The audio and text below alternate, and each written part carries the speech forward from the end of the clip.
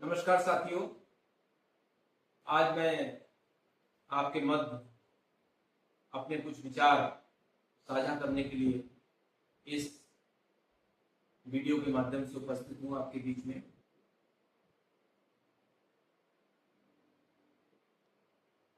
हम सभी को पता है कि वर्तमान युग सोशल मीडिया का युग है। हम लोग प्रत्यक्ष अप्रत्यक्ष रूप से अपने विचार विभिन्न प्लेटफॉर्म्स पर साझा करते रहते हैं, वह चाहे फेसबुक हो, इंस्टाग्राम हो, ट्विटर हो या अन्य कोई भी माध्यम हो। बहुत सारे साथियों ने यूट्यूब चैनल भी बना रखे हैं, उसके माध्यम से भी अपनी बातें समाज तक पहुंचाने का कार्य। मेरे कुछ साथियों की यह अपेक्षा होती है कि खासकर मेरे बारे में कि मेरी पोस्ट अधिकतर बुद्धिज्म से और अम्बेडकरिज्म से रिलेटेड होती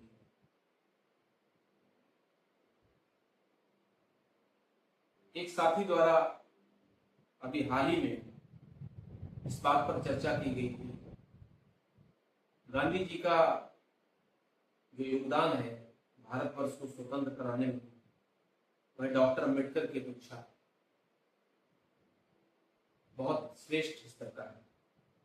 मैं उनकी बात से सहमत हूं और मैं यह नहीं कहता कि गांधी जी का योगदान भारत के स्वतंत्रता संघ के इतिहास में किसी प्रकार से भी कमतर है, ऐसा नहीं है।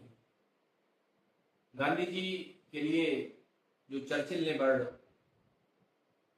कहे थे कि चल पड़े जिधर दो डगमग में उठ गए कोटि का बुद्धि उसी हुई, तो निसंदेह ऐसा व्यक्ति जिसके बारे में लॉर्ड चर्चिल ने ऐलाने कही हूं वह महान ही होगा। परंतु अगर हम डॉक्टर अम्बेडकर और महात्मा मोहनदास करमचंद गांधी की तुलना की बात करें तो मुझे लगता है कि ये तुलना करना दोनों के व्यक्तित्व में चूंकि समान अवसर कभी नहीं रहा, तो यह तुलना बहुत ज्यादा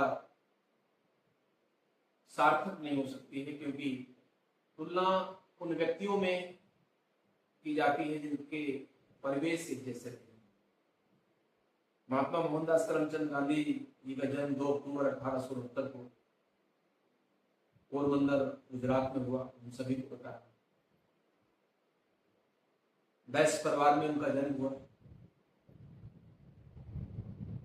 डॉक्टर अम्बेडकर का जन्म 14 अप्रैल 1891 को महू छावनी में हुआ, मध्य प्रदेश में।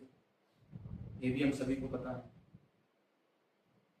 अपनी बैरिस्टरी पढ़ाई गांधी जी ने इंग्लैंड से पूरी की और 1893 में अपनी वकालत के पेशे के कारण उन्हें एक केस के सिलसिले में साउथ अफ्रीका जाना पड़ा। डॉक्टर अम्बेडकर ने अपनी प्रारंभिक शिक्षा दीक्षा मुंबई के एल्फिंस्टन कॉलेज से पूरी की। 1913 में उन्होंने ग्रेजुएशन किया और महाराजा सयाजीराव गायकवाड़ ने जो उन्होंने 11 रुपये 50 पैसे की छात्रवृत्ति उपलब्ध कराई थी, एक बेस्ट स्कॉलर होने के नाते, उस छात्रवृत्ति के सहारे वह 1915 में अमेरिका से स्नातकोत्तर की डिग्री प्राप्त करते हैं और 1917 में पीएचडी करते हैं कोलंबिया विश्वविद्यालय से। सयाजीराव गायकवाड़ ने एक अनुबंध किया था कि जब अम्बेडकर शिक्षा दीक्षा पूरी करके भारत वापस आएंगे तो वह उन्हें बड़ौदा रियासत में सेवा का अवसर प्रदान करेंगे, और बाबा साहब डॉक्टर अम्बेडकर ने इस चीज पर अपनी सहमत दर्शाई थी। 1915 में गांधी जी साउथ अफ्रीका से लौटकर आते हैं। मैं बड़ा दोनों में सामंजस्यपूर्ण तरीके से तुलना करने का प्रयास कर रहा हूँ।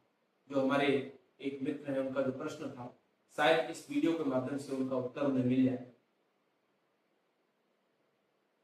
1915 में गांधी जी साउथ अफ्रीका से इंडिया आते हैं और 1917 से वह चंपारण विद्रोह का नेतृत्व करते हैं, खेड़ा विद्रोह का नेतृत्व करते हैं, असहयोग आंदोलन का नेतृत्व करते हैं। 1929 में सविनय अवज्ञा आंदोलन, दांडी मार्च और एट द लास्ट मोमेंट 1942 में भारत छोड़ो आंदोलन का वह नेतृत्व करते हैं। हाँ, ये सही है कि इसमें जो इतिहासकारों ने समीक्षा की है कि 1942 जो भारत छोड़ो आंदोलन है, उससे पूर्व में जो भी गांधी जी के आंदोलन रहे, चाहे वो चंपारण हो, चाहे वो खेड़ा हो, चाहे वो असहयोग आंदोलन हो, चाहे वो सविनय अवज्ञा आंदोलन हो, चाहे वो दांडी मार्च हो, यह सब किसी न किसी तरीके से विवादग्रस्त रहे। अर्थात गांधी जी ने कब उन आंदोलनों को शुरू किया, कब वापस लिया, यह विषय विमर्श का विषय है और इतिहासकारों ने इसकी समीक्षा अलग अलग तरीके से की। बाबा साहब डॉक्टर अम्बेडकर जब 1917 में बड़ौदा रियासत जाते हैं और उन्हें सैन्य सचिव के रूप में अपनी सेवाएं देने का अवसर प्रदान किया जाता है, तो उनके साथ वही व्यवहार किया जाता है जो एक सामान्य शूद्र के साथ, एक सामान्य अस्पृश्य के साथ, एक विवेकहीन व्यक्ति के साथ, एक निरक्षर व्यक्ति के साथ। डॉक्टर अम्बेडकर ने कोलंबिया यूनिवर्सिटी से पीएचडी हासिल की, उपाधि हासिल की, स्नातकोत्तर की डिग्री हासिल की। उसके बावजूद भी उनके सम्मान में बड़ौदा रियासत के चपरासी उनको फाइल भी अपने हाथ से देना पसंद नहीं करते थे। सार्वजनिक स्थल से उनको पानी पीने की इजाजत नहीं थी।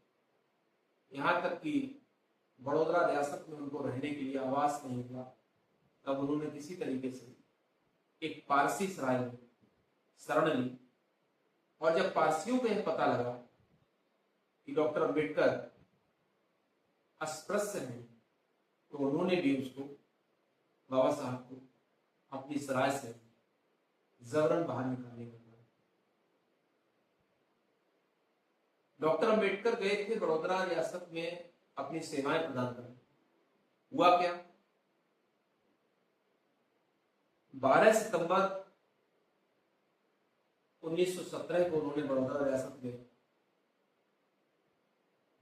अपनी सेवाएं देने के लिए योगदान दिया था और 23 सितंबर 1917 को, अर्थात मात्र 11 दिनों में, वह रियासत उन्हें छोड़ देनी थी। क्यों छोड़ देनी थी? छोड़ते समय डॉक्टर अम्बेडकर की जो पीड़ा थी, वह डॉक्टर अम्बेडकर की पीड़ा थी कि एक शूद्र व्यक्ति, एक अस्पृश्य व्यक्ति, चाहे कितना धनवान हो जाए, पढ़ा लिखा हो जाए, ज्ञानवान हो जाए, लेकिन अल्टीमेट वो है अछूत ही हो, उसे सम्मान पाने का हक नहीं है। तो फिर इस परिवेश में गांधी जी की और डॉक्टर अम्बेडकर की तुलना कैसे की जा सकती है? एक व्यक्ति जिसको हमेशा उचित सम्मान प्रदान किया गया, एक व्यक्ति जो नॉलेजेबल होते हुए, जिसको अभी बहुत जल्दी ही 13 सितंबर 2015 को कोलंबिया यूनिवर्सिटी ने कहा, वहां लिखा गया गेट पे कि डिकेड्स के पीरियड में डॉक्टर अम्बेडकर से बेहतर स्टूडेंट, बेहतर स्कॉलर इस यूनिवर्सिटी में कभी आया ही नहीं। उनको सिंबल ऑफ नॉलेज की उपाधि दी गई। और ऐसा व्यक्ति जो भारत में अपनी सेवाएं प्रदान करने के लिए किसी डिपार्टमेंट में जाता है, किसी रियासत में जाता है, तो वहां के सामान्य व्यक्ति जिनकी तुलना डॉक्टर अम्बेडकर से तो क्या एक सामान्य हाई स्कूल के व्यक्ति से नहीं की जा सकती है, वह भी उनको ऐसी हिकारत भरी दृष्टि से देखते हैं, ऐसा व्यवहार करते हैं जिससे पढ़ा लिखा और सम्मानित व्यक्ति भी अपमानित हो जाए। तो इस परिवेश में मैं अपने उन मित्र से, जिनका यह प्रश्न था, जानने की गुजारिश जरूर करूंगा कि क्या तुलना किया जाना संभव है। डॉक्टर अंबेडकर ने कहा, बहुत स्ट्रिक्टली कहा, उन्होंने बहुत क्लियर तरीके से कहा कि राष्ट्र से सर्वोपरि कोई नहीं, अर्थात नेशन स्पष्ट। लोगों ने तरह तरह से उनके ऊपर दोषारोपण किया कि उन्होंने अंग्रेजों के हितों के साथ मिलकर समझौता किया, अंग्रेजों की कार्यकारिणी के सदस्य बने। सही बात है कि डॉक्टर अंबेडकर वायसराय काउंसिल के सदस्य रहे।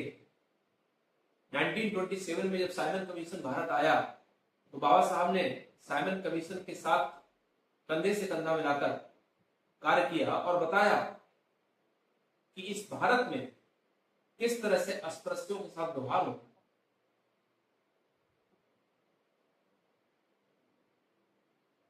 अल्टीमेट उनका नैतिक दायित्व था कि जिस समाज में उन्होंने जन्म लिया उस समाज के हक के लिए लड़ाई लड़ना उनका सामाजिक दायित्व, और वही कार्य बाबा साहब ने किया।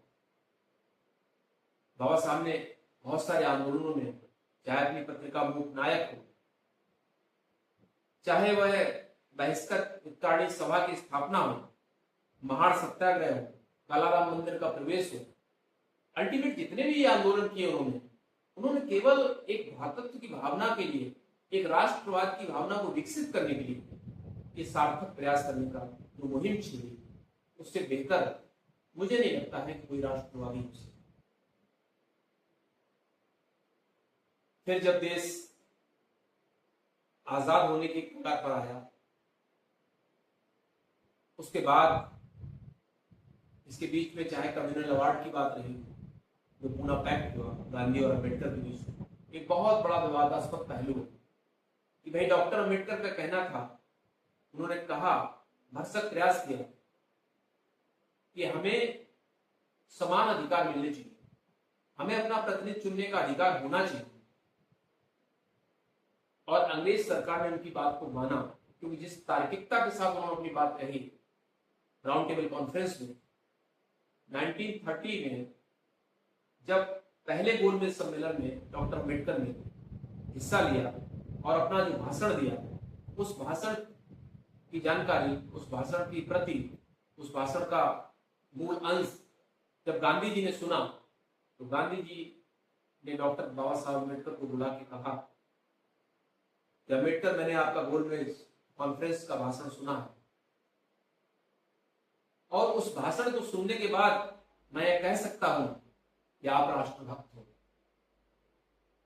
तो डॉक्टर अम्बेडकर ने, डॉक्टर अम्बेडकर ने गांधी जी से कहा था कि गांधी जी, आप बिल्कुल ठीक कह रहे हैं, मैं तो राष्ट्रभक्त हूं ही, इसमें कहीं कोई संदेह नहीं है, लेकिन मेरी राष्ट्रभक्ति का क्या, जहां सार्वजनिक स्थलों पर कुत्ते, बिल्लियों, जानवरों तक का प्रवेश का अधिकार है, पानी पीने की आजादी है, ऐसे स्थलों पर हम अस्पृश्यों को, हमारे समाज को उसकी छाया से वंचित रखा जाता है। आप हमको कहते हैं कि हम राष्ट्रभक्त हैं, हमारे समाज का प्रवेश ऐसी जगहों पर नहीं हो पाता है, और आपने इसके लिए कभी कोई आंदोलन नहीं किया, क्योंकि आपको वर्ण व्यवस्था को जायज मानते हैं। गांधी जी वर्ण व्यवस्था के समर्थक थे। उनका कहना था कि हिंदुओं में हृदय परिवर्तन होगा, और जब हृदय परिवर्तन होगा तब वह अछूतों को सम्मान देंगे। आखिर वह हृदय परिवर्तन कब होगा? डॉक्टर अम्बेडकर ने इसीलिए कहा था कि बहुत से महात्मा आए और चले गए, लेकिन अछूत अछूत ही रहे। और बाबा साहब ने यह भी कहा था, गांधी जी से बहुत स्पष्ट तरीके से कहा था कि आप अछूतों की दाई तो हो सकते हैं, लेकिन उनकी मां नहीं। मैंने उस प्रसव पीड़ा को झेला है, मैं उस दर्द की अनुभूति को महसूस कर सकता हूं, क्योंकि मैंने उस समाज में जन्म लिया है जिस समाज को एक बहुत ही बड़ी हिकारत की दृष्टि से देखा जाता है। ऊपर से गांधी जी ने हरिजन नाम दे दिया, अर्थात जो शूद्र हैं, अतिशूद्र हैं, वो भगवान की औलाद है। अगर शूद्र भगवान की औलाद है तो बाकी लोग भी तो भगवान की ही औलाद है, उनको हरिजन नाम क्यों नहीं दिया जा सकता? तो इस तरह की विरोधाभासी विचारधारा के कारण मुझे लगता है कि बाबा साहब और गांधी जी में तुलना बहुत हद तक किया जाना मेरे दृष्टिकोण से इसलिए संभव नहीं है कि दोनों का परिवेश अलग था, दोनों की परवरिश अलग थी, दोनों के सिद्धांत अलग थे। एक का उद्देश्य सिर्फ और सिर्फ भारत को आजादी प्रदान कराना था, दूसरे का उद्देश्य भारत को आजादी प्रदान कराना तो था ही था, लेकिन उसके साथ साथ अस्पृश्यों को समाज में बराबरी का हिस्सा मिलना चाहिए, उनको सम्मान मिलना चाहिए। बाबा साहब दो लड़ाइयां लड़ रहे थे, गांधी जी तो एक ही लड़ाई लड़ रहे थे, तो दोनों की तुलना कैसे हो सकती है? और जहां तक राष्ट्रवाद की बात है, 15 अगस्त 1947 को जब देश आजाद हुआ, तो देश आजाद होना एक अलग विचारधारा है, एक अलग बात है, लेकिन उस आजादी को संभाल कर रखने के लिए हमें कोई ना कोई इस तरीके से कानून बनाना ही पड़ेगा जो सर्वजन मान्य हो। तो बाबा साहब ने जो संविधान बनाकर तैयार किया और ड्राफ्टिंग कमेटी के अध्यक्ष बने 29 अगस्त 1947 को। उस ड्राफ्टिंग कमेटी में हम सभी को पता है कि 7 मेंबर थे। गोपाल स्वामी, अल्लाह Krishna Swami Ayyar, K M Munshi, Syed Mohammad Saadulla, N Madhavrao, B L Mitter, Krishnacharya साहब। लेकिन इन लोगों ने कितना सहयोग किया? क्या वास्तव में इन लोगों ने संविधान को लिखने में कोई अपना सहयोग दर्शाया? बाबा साहब की शुगर का परसेंटेज, बाबा साहब की बीमारी की अवस्था, उसके बावजूद उन्होंने राष्ट्र के हित को सर्वोपरि मानते हुए उस कार्य को पूरा किया और भारतवर्ष को एक ऐसा संविधान प्रदान किया जो कि विश्व में एक अनोखा और अनूठा संविधान। तो मैं कैसे इसको कह सकता हूं कि बाबा साहब का योगदान राष्ट्रवाद की विचारधारा को फलीभूत करने में कमतर आंका जाना चाहिए? डॉक्टर अम्बेडकर का जो योगदान है, फिर इसके साथ साथ चाहे कृषकों के कानून की बात हो, मजदूरी का बिल हो, पेंशन का बिल हो, भविष्य निधि की बात हो, आरबीआई की स्थापना हो, या फिर विभिन्न योजनाओं की जो डैम्स की बात हो, बाबा साहब ने तो प्रत्येक दिशा में बढ़ चढ़ कर भाग लिया। हिंदू कोड बिल हो, महिलाओं की आजादी की बात हो, तो डॉक्टर अम्बेडकर का सर्वांगीण जो अगर समावेशीकरण किया जाना है, तो उनसे बड़ा राष्ट्रभक्त तो मुझे नहीं लगता है कि भारतवर्ष में कोई हुआ हो। क्योंकि एक उस व्यक्ति को जब मौका दिया गया भारत के संविधान लिखने का, उन्होंने, अगर उनके मन में कहीं कोई टीस रही होती, अगर उनके मन में कोई ऐसी भावना रही होती, अगर बदले की भावना होती, तो मुझे लगता है कि वो बहुत कुछ कर सकते थे, क्योंकि कलम तो उनके हाथ में थी, लिखना उनको था।